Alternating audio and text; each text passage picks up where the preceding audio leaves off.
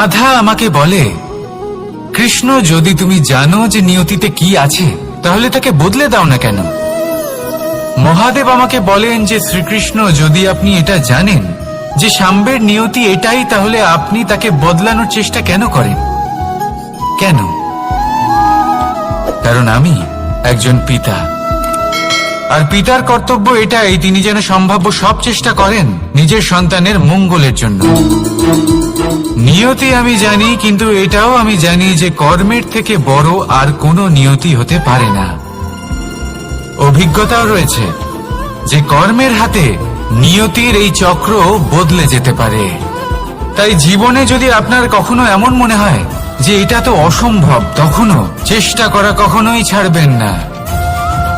কে বলতে পারে আপনারই কর্মের কোনো এক বীজ হয়তো নিয়তির চাকায় আটকে গেল আর নিয়তিকে নিজের পথ পাল্টাতে হলো, ঠিক কিনা? সেই জন্য নিয়তিকে ভাগ্য মেনে নিয়ে চুপ করে বসে থাকবেন না। নিজের নিয়তি স্বয়ং নিজের কর্মের দ্বারা নির্ধারিত করুন, কারণ আপনার এই কর্মের ওপরেই আপনার অধিকার রয়েছে। আর এই অধিকারকে নিয়তি অনেক সময় সম্মানও করে। তাহলে আসুন আর আমার সাথে ভালোবেসে বলুন, রাধা রাধা। শক্তি এক অত্যন্ত বিচিত্র বস্তু, বা বলতে পারেন অনুভূতি। পিতা সবসময় চান যেন তিনি তার শক্তি পুত্রকে সঁপে দিতে পারেন, যাতে সে শক্তিশালী হয়, যাতে তার মঙ্গল হয়। তার পুত্র সবসময় চায় যাতে সে পিতার সেই শক্তি লাভ করে, কিন্তু সেই শক্তি লাভ করার জন্য পুত্র হওয়া যথেষ্ট নয়, যোগ্য পাত্র হতে হয়। আসুন আপনাকে সহজে বোঝাই। যদি আপনি সুপাত্র হন আর আপনাকে শক্তি দেওয়া হয়, তাহলে আপনি সেই শক্তির গুরুত্ব বুঝবেন, কোথায় সেই শক্তি প্রয়োগ করা উচিত সেটা বুঝবেন। আর এটা যেহেতু অর্জন করা শক্তি হবে, সেই শক্তির অপব্যবহার হবে না। কিন্তু যদি এই আপনি কুপাত্র হন আর যদি আপনাকে এই শক্তি দেওয়া হয়, তাহলে কি হবে? দেখতে গেলে এই শক্তি আপনি দান হিসেবে পেয়েছেন, তাই না আপনি এই শক্তির গুরুত্ব বুঝবেন আর না এর প্রয়োগ আপনি জানবেন। তার অপব্যবহার হওয়া সুনিশ্চিত। তাই যদি আপনি কোনো শক্তি অর্জন করতে চান, তাহলে আগে তার যোগ্য হয়ে উঠুন। পুত্র নয়, পাত্র হয়ে উঠুন। আর আমার সাথে ভালোবেসে বলুন, রাধা রাধা। কথায় আছে, প্রত্যেক পুত্র তার পিতার প্রতিচ্ছবি হয়, আর সমস্ত প্রতিচ্ছবি চায় যেন সে তার অস্তিত্ব প্রাপ্ত করতে পারে। পুত্র চায় সে যেন তার পিতার মতো হয়, বা কখনো কখনো তার থেকেও শ্রেষ্ঠ হয়। সেটা কোনো অনুচিত ব্যাপার নয়। অনুচিত তখন হয় যখন পুত্র নিজের পিতার মতো হবার স্বপ্ন পূরণ করতে গিয়ে বা তার থেকেও শ্রেষ্ঠ হওয়ার স্বপ্ন পূরণে অনুচিত পথের আশ্রয় নেয়। কারণ তারপরে সে তার পিতার গুণগুলি আত্মসাৎ করতে চায় না। সে শুধুই এটা চায় যে সংসারের চোখে যেন আমি শ্রেষ্ঠ প্রমাণিত হই। এটা অনুচিত। সংসারে এমন অনেক মানুষ আছেন যারা এই কারণে শ্রেষ্ঠ হওয়ার চেষ্টা করেন যাতে তার পরিবারে তার পিতার সম্মান বৃদ্ধি পায়। এমনও মানুষ থাকেন, আর এটাই হলো পার্থক্য উদ্দেশ্যের। মনে রাখবেন, যদি আপনার উদ্দেশ্য শুভ হয় তাহলে পথও শুভ হবে, যদি আপনার উদ্দেশ্য অশুভ হয় তাহলে পথও অশুভ হবে। তাহলে নিজের পিতার মতো হবার চেষ্টা অবশ্যই করুন, তার থেকেও শ্রেষ্ঠ হওয়ার চেষ্টা অবশ্যই করুন, কিন্তু মনে রাখবেন আপনার সংকল্প আর আপনার উদ্দেশ্য এই দুই শুভ হওয়া উচিত। তাহলে আসুন আর আমার সাথে ভালোবেসে বলুন, রাধা রাধা। শক্তি শক্তি অর্জন করা এতটা কঠিন নয় যতটা শক্তি লাভ করার পরে সেই শক্তি সামলানো কঠিন হয়। কারণ যেই মানুষ শক্তি লাভ করে তার মনে গর্ববোধ জন্মায়, জন্মায় অহংকার, জন্মায় জেদ। তাই শক্তি প্রাপ্ত করার সাথে বিনম্র থাকাও অত্যন্ত আবশ্যক। আর এটা আমাদের শেখা উচিত বৃক্ষের থেকে। বৃক্ষ যা আমাদের ফল দেয়, বৃক্ষ যা যত ফল দেয় ততটাই ঝুঁকে যায়। আমরা পাথর মারি ওই বৃক্ষের থেকে ফল প্রাপ্ত করার জন্য, সেই পাথরের মার সহ্য করেও বৃক্ষ আমাদের ফল দেয়। কোনো গর্ববোধ নেই, কোনো অহংকার বোধ নেই, আর সেই জন্য এই বৃক্ষের পুজো করা হয়। এটাই হলো মাহাত্ম্য শক্তির সাথে বিনম্রতার। যদি এই শক্তি সৃজন করে থাকে, সাহায্য করে থাকে, সম্বল হয়ে থাকে, তবেই সেই শক্তি উপযুক্ত। আর নয়তো সেই শক্তি একদিন আপনাকে আসক্ত অবশ্যই করবে। তাহলে শক্তি অবশ্যই অর্জন করুন, কিন্তু তার সাথে সেই শক্তি সামলানোর মতো বিবেকও আপনাকে অবশ্যই জাগ্রত করতে হবে। তাহলে আসুন আমার সাথে ভালোবেসে বলুন, রাধা রাধা। অহংকার অত্যন্ত বলশালী হয়। এই অহংকার মানুষকে কখনো নত হতে দেয় না। অদ্ভুত ব্যাপার, এই অহংকার যা মানুষকে কখনো নত হতে দেয় না, সেটাই তার পতনের কারণও হয়ে দাঁড়ায়। যেখানে মানুষ এটা ভাবতে শুরু করে যে শুধুমাত্র সেই যোগ্য, সেখান থেকেই তার পতনের আরম্ভ। ঠিক কিনা? দেখুন, যদি কোনো মানুষ এটা ভাবে যে আমি এই সব কিছু করতে পারি, তাহলে তা হলো বিশ্বাস। কিন্তু যদি সে এটা ভাবতে থাকে যে শুধুমাত্র আমি এই কাজ করতে পারি, তাহলে তা হলো সেই ব্যক্তির অহংকার। আর এটা আপনাকে বিনাশের দিকে অবশ্যই নিয়ে যাবে। মনে রাখবেন, যখন আমি আর শুধুমাত্র এই দুই এক হয়ে যায়, সেখান থেকে আপনার পতনের সূত্রপাত হবেই। তাই আপনি কখনোই এই অহংকারের চক্রব্যূহে ফেঁসে যাবেন না। বিশ্বাস রাখুন নিজের ওপর এবং অন্যের ওপরও। আর মনে রাখবেন, বিশ্বাসের মধ্যে বিশ্বের প্রত্যেকটা বস্তু বসবাস করে। তাই এই অহংকারকে ত্যাগ করে ফেলুন আর আত্মবিশ্বাসের ওপর মনোসংযোগ করুন। আর আমার সাথে ভালোবেসে বলুন, রাধা রাধা। মানুষ নিজের জীবনে ঈশ্বরকে খুব মান্য করে, ওনার জন্য কি না করে। ভিন্ন ভিন্ন নামে তাকে স্মরণ করে, তাকে পুজো করে, তার আরাধনা করে। সে জানে যে ঈশ্বর তাকে শক্তি অবশ্যই দেবেন, তাকে সাহায্য অবশ্যই করবেন। কিন্তু যখন প্রশ্ন আসে গুরু এবং ঈশ্বরের, তখন গুরুর মান কখনো কম হওয়া উচিত নয়। কারণ সত্যি বলতে কি, গুরুই হলেন সেই সিঁড়ি যা বেয়ে আপনি ঈশ্বরের কাছে পৌঁছানোর পথ খুঁজে পাবেন। সেই পথ আপনি গুরুর থেকেই পাবেন। গুরু না থাকলে আপনি কখনো ঈশ্বর লাভ করতেই পারবেন না। আর জীবনে অনেক সময় লক্ষ্যের থেকেও অনেক বেশি গুরুত্বপূর্ণ হলো পথ। তাই এই পথের সম্মান করতে শিখুন, অর্থাৎ গুরুকে সম্মান করতে শিখুন। কারণ গুরুই হলেন পরমেশ্বর। তাহলে আসুন আর আমার সাথে ভালোবেসে বলুন, রাধা রাধা। আপনার জীবনে আপনার প্রকৃত বন্ধু আসলে কে? আপনার সব থেকে শ্রেষ্ঠ মিত্র আসলে কে? তিনি যিনি সময় এলে পরে আপনাকে সাহায্য করেন, নাকি তিনি যিনি সময় এলে পরে আপনাকে অর্থ দেন? দেখুন, আমরা হলাম মানুষ, আমাদের জীবনে লেনদেন চলতেই থাকে। এটা আমাদের জীবনের অভিন্ন অংশ। কিন্তু অনেক সময় এমন হয় যে আমরা তাকেই নিজের প্রকৃত বন্ধু বলে মনে করি, যিনি আমাদের একটা বহুমূল্য উপহার দেন। ঠিক কিনা? এবার আপনার জীবনে সেই বহুমূল্য উপহার কোনটা?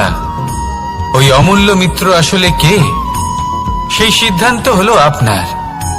কিন্তু যদি আপনি আমাকে জিজ্ঞেস করেন, তাহলে আমার মতে স্বর্ণ, হিরে, মুক্ত, ধন এগুলো বহুমূল্য নয়। বহুমূল্য হলো সঙ্গ, যখন আপনি একা হয়ে যাবেন। সময়, যখন আপনার তাকে প্রয়োজন হবে। সমর্পণ, যখন আপনার বিশ্বাসের প্রয়োজন পড়বে। যে মানুষ আপনার প্রতি এই 3 গুণ প্রদর্শন করেন, যিনি আপনার কঠিন সময়ে আপনাকে অবশ্যই সঙ্গ দেবেন, যখন আপনার প্রয়োজন পড়বে আপনাকে অবশ্যই সময় দেবেন, আপনার প্রতি সম্পূর্ণ সমর্পিত থাকবেন, সেই হলো আপনার আসল মিত্র, সেই হলো আপনার প্রকৃত বন্ধু। কারণ সত্যি বললে, বন্ধুত্বের অর্থই হলো নিজেকে সম্পূর্ণরূপে কারোর কাছে সমর্পণ করে দেওয়া। তাই আপনার সেই বন্ধুর জন্য নিজের প্রাণ উজাড় করে দিন। আর ভালোবেসে বলুন, রাধা রাধা। মানুষ জীবনে তিনটে কাজ অবশ্যই করে থাকে, কিছু দান করে, কিছু গ্রহণ করে, আর কিছু ত্যাগ করে দেয়। এটাও ভাবতে থাকে যে এটা করলে কিভাবে করবে। দেবার জন্য পর্যাপ্ত ধন নেই, নেবার জন্য সংসারে অত স্নেহ নেই, আর ত্যাগ করার জন্য জীবনে এত সুখই নেই, তাহলে কিভাবে করবে? আসলে আমরা বস্তুগত চাহিদা অর্জনে এত ব্যস্ত হয়ে পড়ি যে আমরা বুঝতেই পারি না যে কি নেবার আছে, কি দেবার আছে, আর কি ত্যাগ করার আছে। তাহলে আজ আমি আপনাকে বলেই দিই, মনে রাখবেন এই তিনটে গুরুত্বপূর্ণ গুণ, তিনটে গুরুত্বপূর্ণ কথা। দেবার জন্য আছে দান, নেবার মতো আছে জ্ঞান, আর ত্যাগ করার মতো আছে অহংকার। যখন আপনি দান করতে শিখে যাবেন, জ্ঞান অর্জন করার শক্তি আপনা থেকেই আপনার মধ্যে চলে আসবে। আর যখন এই জ্ঞান আপনার মধ্যে প্রবেশ করবে, অহংকার আপনা থেকেই আপনার থেকে দূরে চলে যাবে। যে ব্যক্তি এই তিনের মধ্যে ভারসাম্য বজায় রাখতে পারে, তার বর্তমান, ভূত, ভবিষ্যৎ, লোক, পরলোক সবকিছু শুধরে যায়। যেই দিন আপনি দান করতে শিখে যাবেন, জ্ঞান আহরণ করতে শিখে যাবেন, অভিমান ত্যাগ করতে শিখে যাবেন, আপনার সর্বশক্তিশালী, সর্বশক্তিমান পরমেশ্বরেরও প্রয়োজন পড়বে না। কারণ তখন ঈশ্বর আপনার মধ্যেই বাস করবেন। তাহলে আসুন আর আমার সাথে ভালোবেসে বলুন, রাধা রাধা। জীবনে অনেক সময় সমস্যা আমাদের চারদিক থেকে ঘিরে ফেলে। এই সমস্যা নানান ধরনের হতে পারে। আর্থিক সমস্যা হতে পারে, পারিবারিক সমস্যা হতে পারে, কোনো সম্পর্ক নিয়ে সমস্যা হতে পারে, কখনো কোনো দৈনিক সমস্যা হতে পারে, কখনো কোনো দ্বন্দ্ব হতে পারে, অনেক সমস্যা হতে পারে। কিন্তু যখনই কোনো সমস্যা আসে, আমাদের মনে তার জন্য একটা উত্তর অবশ্যই থেকে থাকে, যা আমাদের অন্তরে রয়েছে। একে আমরা বলি আত্মা। আত্মা হলো পরমাত্মারই রূপ, আর পরমাত্মা তা কখনোই কিছু অনুচিত চাইবে না। তাই তো এই আত্মা খুব ভালো করে জানে যে কোনটা উচিত আর কোনটা অনুচিত। যদি আসল বিষয়ের কথা বলি, তাহলে আপনাকে নিজের মনকে বুঝতে হবে। কারণ আত্মা তো পরমাত্মা থেকেই আসে, কিন্তু এই মন মানুষ জন্ম থেকেই প্রাপ্ত করে, যার বিকাশ হয় এই সংসারকে দেখে। যেদিন আপনার এই মন আর আপনার এই আত্মা, এই দুই এক হয়ে যাবে, আত্মসাৎ হয়ে যাবে, সেদিন আপনার জীবনে না কোনো সমস্যা থাকবে, না কোনো ঝঞ্ঝাট থাকবে, না কোনো সংকট থাকবে। কারণ আপনার কাছে সেই সমস্ত সমস্যার, সমস্ত বিপদের সমাধান থাকবে, আর তাও আপনারই অন্তরে। তাহলে আসুন আর আমার সাথে ভালোবেসে বলুন, রাধা রাধা। ভক্তি আর শক্তি, এই দুইয়ের মধ্যে সম্পর্ক অত্যন্ত সরল। মানুষ ভক্তি করেন যাতে তিনি শক্তি লাভ করতে পারেন, আর শক্তি লাভ করার পরে ভক্তিভাব ভুলে যান, আর শক্তির প্রতি আসক্তিতে মত্ত হয়ে যান, আর সেখান থেকেই তার বিনাশ শুরু হয়। কেন? কারণ ভক্তির দ্বারা প্রাপ্ত শক্তি অন্য কারোর হিতের জন্য ব্যবহার করতে হয়, অন্য কারোর মঙ্গল করার জন্য ব্যবহার করতে হয়, কারোর বিনাশের জন্য নয়। এবার যদি আমি আপনাদের একটা উদাহরণ দিয়ে বোঝাই, তাহলে কোদাল দিয়ে আমরা মাটি কোপাতে পারি, একটা গর্ত খুঁড়তে পারি, যাতে একটা নতুন বৃক্ষ জন্ম নিতে পারে। একটা বৃক্ষ যা অন্য জীবকে ফল প্রদান করবে, যাত্রীদের ছায়া প্রদান করবে। কিন্তু এই কোদালের ব্যবহার যদি আমরা অন্য কারোর ক্ষতি করার জন্য করি, তাহলে ক্ষতি শুধুমাত্র আমাদেরই হবে। তাই জীবনে যদি আপনি কোনো শক্তি লাভ করেন, হয়তো ভক্তির দ্বারা বা অন্য যেখান থেকেই হোক, তার সদ্ব্যবহার করতে শিখুন, নয়তো এই প্রাপ্ত শক্তি আপনার পতনের কারণ হয়ে দাঁড়াবে। তাহলে আসুন আমার সাথে ভালোবেসে বলুন, রাধা রাধা। বরদান, অত্যন্ত বিচিত্র এক বিষয়। কিন্তু দেখতে গেলে এই বরদান কি না করতে পারে। এক দরিদ্রকে রাজা বানিয়ে দিতে পারে, একজন দুর্বলকে এই সংসারের সবথেকে শক্তিশালী ব্যক্তি বানিয়ে দিতে পারে। কিন্তু আমরা ভুলে যাই এক অত্যন্ত গুরুত্বপূর্ণ কথা। বরদান এই শব্দের শেষে দান লুকিয়ে রয়েছে। এই দান কথাটা অত্যন্ত গুরুত্বপূর্ণ। আমাদের মনে রাখা উচিত এই বরদান আমরা দানে পেয়েছি, আর তাই তার সম্মান করা উচিত, কখনোই অহংকার করা নয়। আর যে ব্যক্তি বরদান পেয়ে অহংকার করেন তার যা ক্ষতি হয় তা হলো এই বরদান তার থেকে কেড়ে নেওয়া হয়।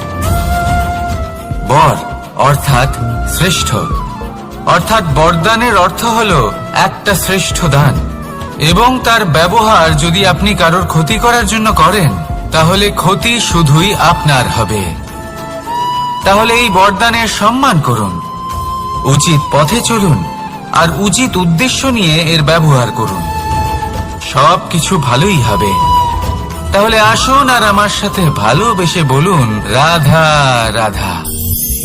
পিতা আর পুত্রের সম্পর্ক অত্যন্ত মধুর হয়ে থাকে। পিতা স্বপ্ন দেখেন, তাকে পূর্ণ করার সকল সম্ভাব্য চেষ্টা করেন, কিন্তু তাও অনেক সময় ওনার স্বপ্ন অপূর্ণ থেকে যায়। তখন পিতা ভাবেন যে স্বপ্ন উনি পূর্ণ করতে পারেননি ওনার সন্তান তা অবশ্যই পূরণ করবে। যে স্থানে উনি কখনো পৌঁছতে পারেননি সেই স্থানে ওনার পুত্র অবশ্যই পৌঁছবে। পিতা নিজের সন্তানের ভবিষ্যৎ নিয়ে সেই স্বপ্ন দেখেন, আর যখন সেই সন্তান সামনে এগোতে থাকে তখন তার দুঃখ হয় না, বরং গর্ব হয়। ওনার ভালো লাগে এটা দেখে যে ওনার সন্তান অনেক উন্নতি করছে। কিন্তু যখন সন্তান নিজের অভিভাবকের শক্তি দেখে, তার যশ দেখে হিংসা করতে থাকে, সমস্যা সেইখানেই শুরু হয়। সেই জন্য সকল সন্তানকে এটা মনে রাখতে হবে, দেখুন, পুত্র হবার সুবাদে, এক সন্তান হবার সুবাদে এটা হলো আপনার অধিকার যে আপনি আপনার পিতার থেকে বেশি উন্নতি করবেন। আপনার পিতাও এটাই চান, কিন্তু সুস্থভাবে এটা করুন। একটা রেখা টেনে নিন যাতে আপনি তাতে এগোতে পারেন আর আপনার পিতার তাতে গর্ববোধ হয়, আর সেই বিষয়ে দুঃখ না হয় যে আমার সন্তান আমাকেই ছোট করার চেষ্টা করছে।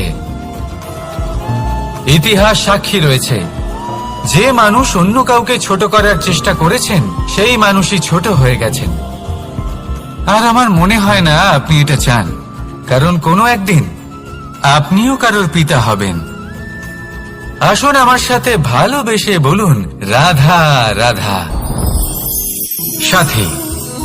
সাথী এই শব্দটির ব্যাখ্যা কে কিভাবে করে? মিত্র, সখা, বন্ধু, কিন্তু অর্থ একটাই। তিনি যিনি আপনার সঙ্গী হন আর তিনি যার সাথী আপনি হন। এবার সব থেকে বড় প্রশ্ন হলো এটাই যে তিনি কে হতে পারেন যাকে আপনি আপনার সাথী বলে মেনে নিতে পারেন, নিজের সখা, নিজের মিত্র, নিজের বন্ধু মেনে নিতে পারেন। আপনার সাথী হলেন তিনি যিনি দুঃখের সময় আপনার পাশে থাকবেন, আপনার হাত ধরে থাকবেন। আপনার সাথী হলেন তিনি যার হাত আপনি নিজের সুখের দিনে ধরে থাকবেন। সেই সাথীরই হাত ধরুন যিনি দুঃখে সবসময় আপনাকে সাহায্য করার জন্য তৎপর হয়ে থাকেন, আপনার পাশে থাকেন, আর যাকে সুখের দিনে আপনি আপনার সাথে রাখতে পারেন। আর যখন আপনার সাথে আপনার এই সাথী থাকবে তখন আপনি এটা বুঝবেন যে যখন জীবনে দুঃখ আসে তখন এই দুঃখ কমে যায়, সবার মধ্যে ভাগ হয়ে যায়। আর যদি তখন সুখ আসে তাহলে সেটা সবার উপস্থিতিতে আরো বেড়ে যায়। এটাই হলো প্রেম, এটাই হলো ভালোবাসা, এটাই হলো সঙ্গ, যেমন সম্পর্ক আমার আর রাধার মাঝে। তাহলে আসুন আর আমার সাথে ভালোবেসে বলুন, রাধা রাধা। আমাদের মনে যখন কোনো প্রশ্ন ওঠে, কোনো দ্বন্দ্ব জাগে, তখন আমরা যাই আমাদের গুরুর কাছে, আমাদের আরাধ্যের কাছে গিয়ে জিজ্ঞেস করি। এইভাবেই একদিন আমি পৌঁছলাম আমার আরাধ্যের কাছে, আমার মহাদেবের কাছে, আর ওনাকে প্রশ্ন করলাম যে মহাদেব, জীবনে আনন্দ পাওয়ার, উৎসব পালনের, প্রেম ভাগ করে নেবার জীবনকে উপভোগ করে নেওয়ার সর্বশ্রেষ্ঠ সময় কোনটা?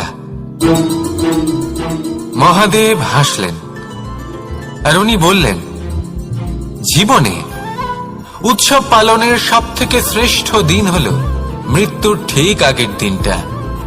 প্রেম ভাগ করে নেওয়ার সবথেকে শ্রেষ্ঠ মুহূর্ত হল মৃত্যুর ঠিক আগের মুহূর্ত। জীবনকে উপভোগ করে নেওয়ার সর্বশ্রেষ্ঠ প্রহর হল মৃত্যুর এক প্রহর পূর্বে। তখন আমি চমকে গেলাম। আমি বললাম, কিন্তু মহাদেব, মৃত্যু তো অনিশ্চিত, আমরা জানিও না কবে আমাদের মৃত্যু হবে। মহাদেব আবার হাসলেন।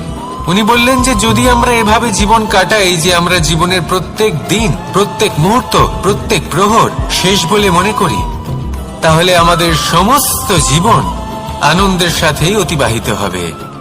কি বলেন? তাহলে আপনিও এই কথা মনে রাখুন আর আমার সাথে ভালোবেসে বলুন, রাধা রাধা। জীবনে অগ্রসর হওয়ার জন্য আমাদের কাকে প্রয়োজন হয়? মাতা পিতা, বন্ধু, প্রেম, সাহায্য, অর্থ, পরিশ্রম, আশা। ভিন্ন ভিন্ন মানুষ ভিন্ন ভিন্ন বিকল্প চয়ন করে। যদি আমি আপনাকে বলি, তাহলে জয় আর পরাজয়ের মন্ত্র দুটো শব্দের উপর নির্ভর করে, মেনে নেওয়া আর দৃঢ় হওয়া। যদি মেনে নেন তাহলে হেরে যাবেন, যদি দৃঢ় হন তাহলে নিশ্চিত রূপে জয়ী হবেন। যদি কখনো আপনি ক্লান্ত হয়ে ওঠেন, আপনি দুঃখী হন, পুরোপুরি ভেঙে পড়েছেন, তখন মেনে নেবেন না যে আপনি ভেঙে পড়েছেন, নয়তো হেরে যাবেন। তখন উল্টে স্থির করবেন যে যাই হয়ে যাক না কেন আমি জয়ী হবই। আর আপনি দেখবেন যে জয় নিশ্চিত রূপে আপনার কাছেই আসবে। তাহলে এই কথা মনে রাখবেন আর আমার সাথে ভালোবেসে বলবেন, রাধা রাধা। সময়, জীবন, কাল। দেখতে গেলে এই তিনটি শব্দ একটি শব্দেরই সমার্থক শব্দ মনে হয়, কিন্তু এই শব্দগুলির অর্থ কি সমান? কখনোই নয়।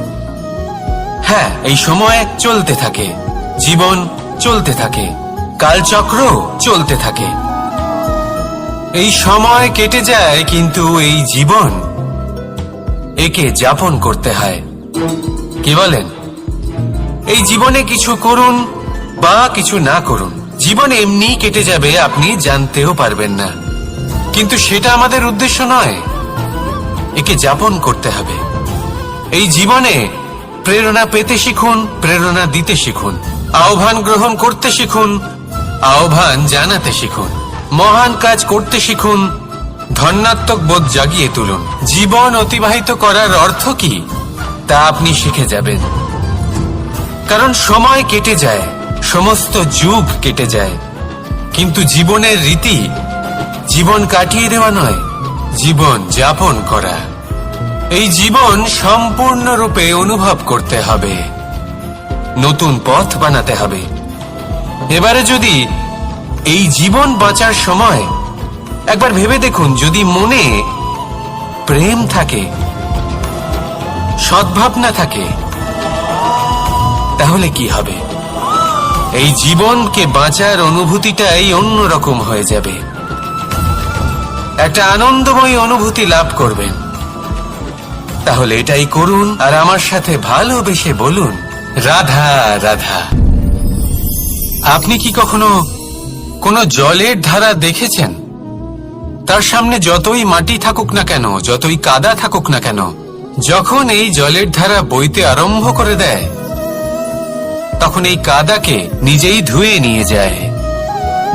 ওই কাদাকে ধুয়ে দেয় এবং নিজের পথ নিজেই তৈরি করে নেয়। তাহলে আপনিও এরকম জলের মতো হয়ে উঠুন। যদি হয়ে উঠতে পারেন, তাহলে নিজের মনের, নিজের ভাবনার, নিজের জীবনের যত অনাবশ্যক তত্ত্ব আছে, অনুপযোগী অংশ রয়েছে, অর্থাৎ অপরিষ্কার অংশ রয়েছে, তা নিজে থেকেই নির্মল হয়ে উঠবে। আর যেরকম জলের ধারা কখনো থেমে থাকে না, সব সময় বয়ে চলে, সেভাবে আপনিও কখনোই থামবেন না, সবসময় বয়ে চলুন, এগোতে থাকুন। পথে যদি অনেক বিপদ আসে, সমস্যা আসে, থামবেন না, তার উপর নিরন্তর প্রহার করুন, নিরন্তর প্রয়াস করুন আর অগ্রসর হন। আপনি ভেবে দেখুন, এই জলের ধারা কখনো থেমে থাকে না, সবসময় বয়ে চলে, বিপদের সম্মুখীন হয়ে তাকে সাথে বয়ে নিয়ে চলে। সেই জন্য জলের ধারা, প্রবাহমান এই ধারা, এর থেকে কখনো দুর্গন্ধ আসে না, এতে কখনো ময়লা জমতে পারে না, বরং পালিত হয় সুন্দর প্রাণবন্ত জীবজন্তু, যেমন সুন্দর ছোট মাছ। তাই আপনিও এটাই করুন, কখনো থামবেন না, শুধু চলতে থাকুন, জলের ধারার মতো বইতে থাকুন। আপনি আপনার লক্ষ্য অবশ্যই খুঁজে পাবেন, আর তার সাথে নিজের অন্তরের যে মালিন্য রয়েছে তা আপনি নিজেই নিজের থেকে দূরে করে দেবেন। তাহলে আসুন আর আমার সাথে ভালোবেসে বলুন, রাধা রাধা। এবার অনেক সময় মানুষের মনে এরকম প্রশ্ন আসে যে এই সংসারে সব থেকে বড় বিপদ কি? কেউ বলে ধর্ম সংকট, আবার কেউ বলে প্রাণের উপর আসা সংকট। প্রত্যেক মানুষের জীবনে বিভিন্ন সংকট আসে, আর এই সমস্ত সংকট অত্যন্ত বিচিত্র হতে পারে। এই সমস্ত সংসার হলো সংকট দ্বারা পরিপূর্ণ। ঠিক আছে, আপনাকে একটা উদাহরণ দিই। একজন ধনী ব্যক্তি, এবার ওনার জীবনে সংকট কি হতে পারে? সংকট এটাই যে কেউ তার সম্পত্তি চুরি না করে নেয়, আমরা বুঝতে পারছি। এবার একজন চোর, তার জীবনে সংকট কি হতে পারে? যে চুরি করার সময় সে যদি তার একটা কাশি চাপতে না পারে, তাহলে সে ধরা পড়ে যেতে পারে, ঠিক কিনা? আবার অনেক সময় এমনও হয় যে যার জন্য আমি সংকট, সেও আমার কাছে সংকট। যেমন এই পরিস্থিতিতে দেখুন, সংকট হলো সংকট, এ তো জীবনে থাকবে, কিন্তু এর সম্মুখীন কিভাবে হওয়া যায়? খুব সরল, সব এটার উপর নির্ভর করে, মনের উপর। এই মনকে নিয়ন্ত্রণ করলে সব ঠিক থাকবে। এবার যদি ধনী ব্যক্তি মনকে নিয়ন্ত্রণ করে ফেলেন, নিজের অর্থের ব্যবহার শুভ কাজের জন্য, সমাজের সেবার জন্য বিকাশ করতে করেন, ওই অর্থকে একত্রিত করে না রাখেন, তাহলে চুরির সমস্যা, এই সংকট সেখানেই কেটে যাবে। এবার যদি কথা বলি সেই চোরের, তাহলে চোর যদি নিজের মনকে সংযত করে নেয়, যদি নিজের কর্মকে নিয়ন্ত্রণ করতে পারে, তাহলে এমন কোনো স্বর নেই, এমন কোনো স্বর নেই যা ওকে ধরা পড়তে বাধ্য করবে। সেই জন্য জীবনে সংকট যতই আসুক, যত বড়ই সংকট আসুক না কেন, কবচ হলো একটাই, আর এই কবচের নাম হলো আত্মনিয়ন্ত্রণ। নিজের মনকে নিয়ন্ত্রণে রাখতে শিখুন। এটা নিজের জীবনে প্রয়োগ করে তো দেখুন। যদি আপনি করতে পারেন, তবে আপনি দেখবেন যে সংকট তো জীবনে আসা যাওয়া করে, কিন্তু সেই সংকটগুলির সম্মুখীন আপনি এইভাবে করতে পারবেন। তাহলে সেটাই করুন, আর আমার সাথে ভালোবেসে বলুন, রাধা রাধা। এই দড়িটা দেখুন, ছোট ছোট রেশম দ্বারা তৈরি, এটা সরু সুতো দ্বারা তৈরি হয়েছে এটা, আর এ অত্যন্ত কোমলও বটে। আর আপনি চাইলে এটা সোজাও করে দিতে পারেন, আর চাইলে এটা বেঁকিয়েও দিতে পারেন, আর যদি চান তাহলে এটা গোল গোল করে বেঁধে কোথাও রেখেও দিতে পারেন। এবার এই কোমল দড়ি যদি কোনো নিষ্ঠুর কঠিন পাথরে বারংবার জড়িয়ে দেওয়া হয়, তাহলেও তাকেও কাটতে পারে, নিজের ছাপ ছেড়ে যেতে পারে, সেটার আকারও বদলে ফেলতে পারে। এবার এর কারণ কি? এর কারণ হলো অভ্যাস আর নিরন্তর প্রচেষ্টা। যদি আপনিও চেষ্টা করেন আর নিরন্তর কর্ম করে যান, তাহলে আপনার প্রারব্ধ পাথরের মতো কঠিনই হোক না কেন, তাতে ভাঙন ধরিয়েও আপনি নিজের লক্ষ্যে অবশ্যই পৌঁছতে পারবেন। একটা গুরুত্বপূর্ণ কথা মনে রাখবেন, সুকর্মের অভ্যাস আর নিরন্তর প্রয়াস, এই হলো সাফল্যের মন্ত্র। তাহলে জীবনে এই মন্ত্র আনুন, আর আমার সাথে ভালোবেসে বলুন, রাধা রাধা। বসন্ত ঋতু, এই সময় মন আনন্দে ভরে থাকে, এমন মনে হয় যেন আমরা আকাশে বিচরণ করতে চলে যাই, কিন্তু সেটা তো সম্ভব নয়। সেই জন্য হয়তো আমরা ঘুড়ি ওড়াই, এই ঘুড়িকে নিজেদের প্রতিরূপ মনে করে।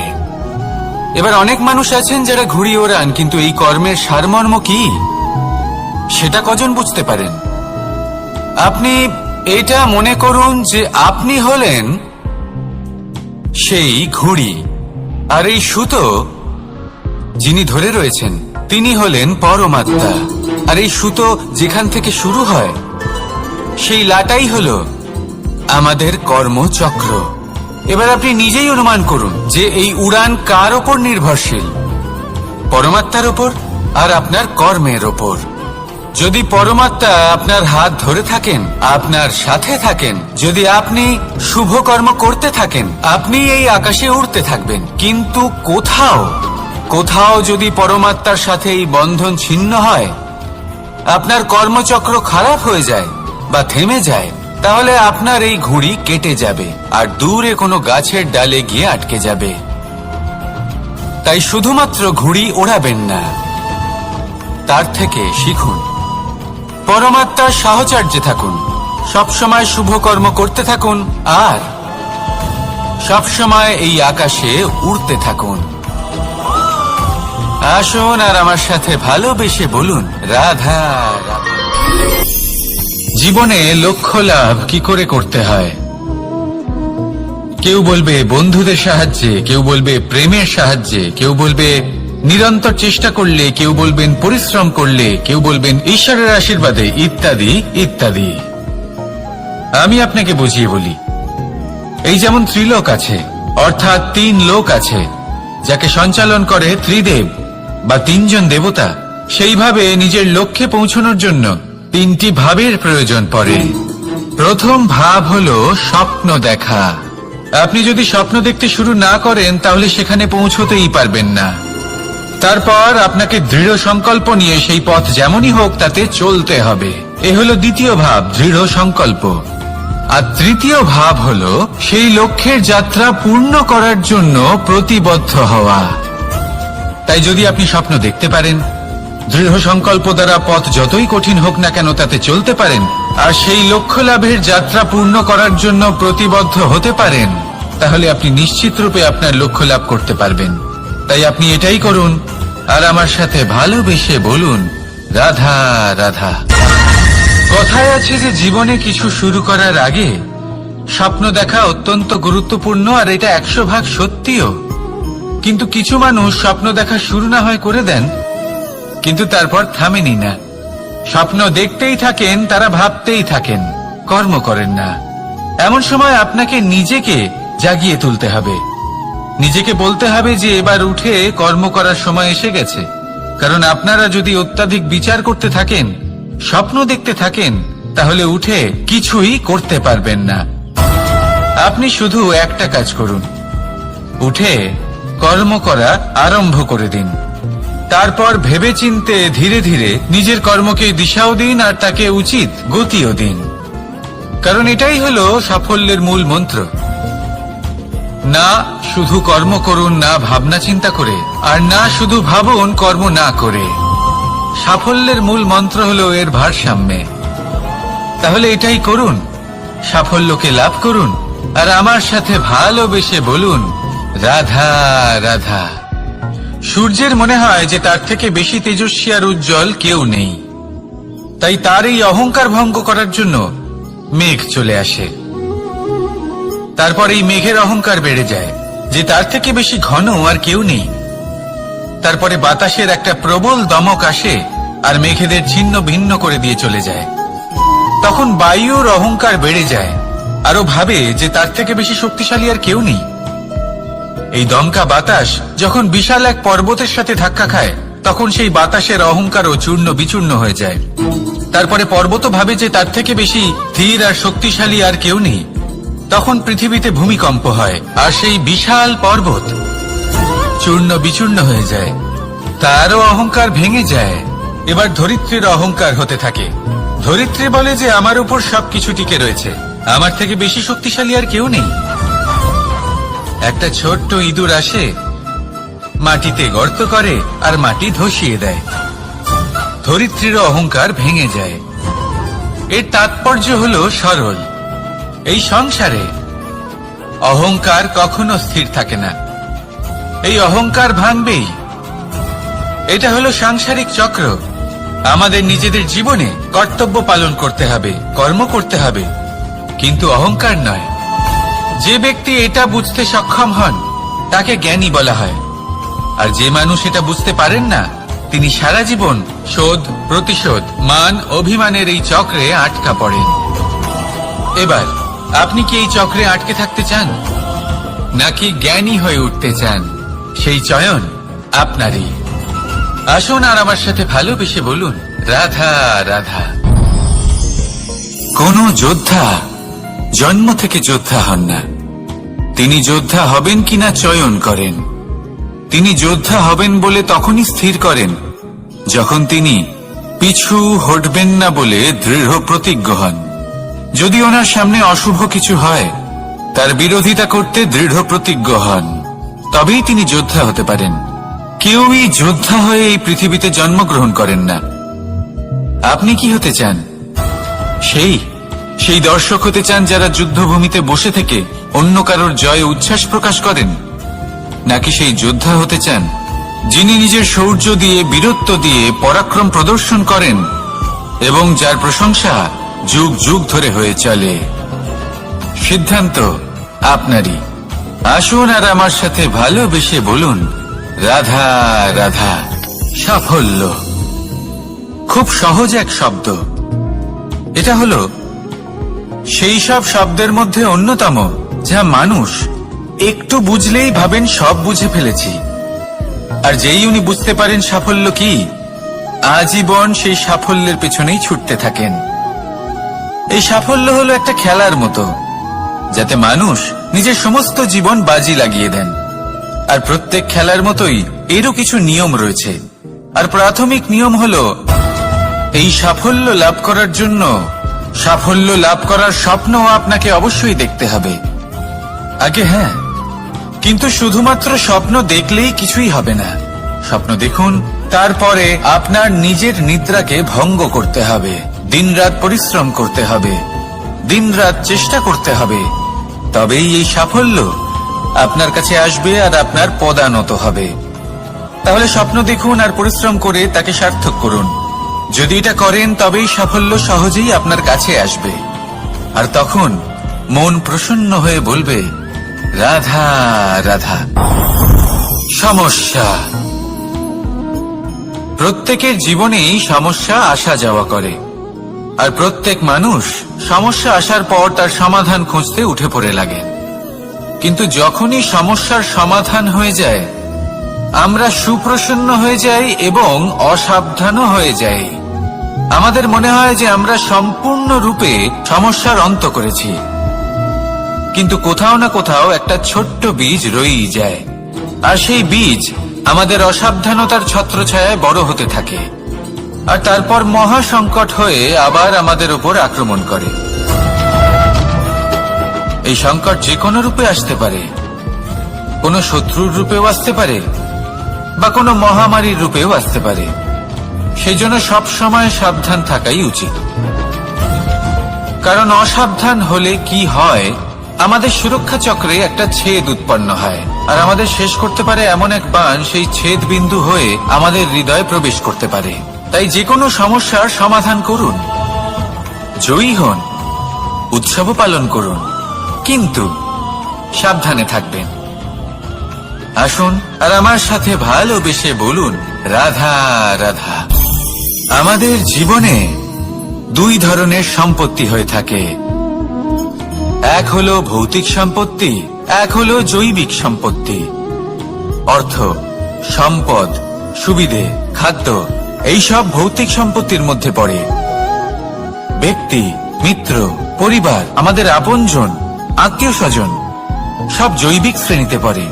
আর প্রত্যেক মানুষের পক্ষে এই বিভাজন বোঝা অত্যন্ত আবশ্যক, কারণ মূলত আমাদের ব্যবহার দুই রকমের হয়ে থাকে, হয় আমরা ভালোবাসি বা আমরা সদ্ব্যবহার করি।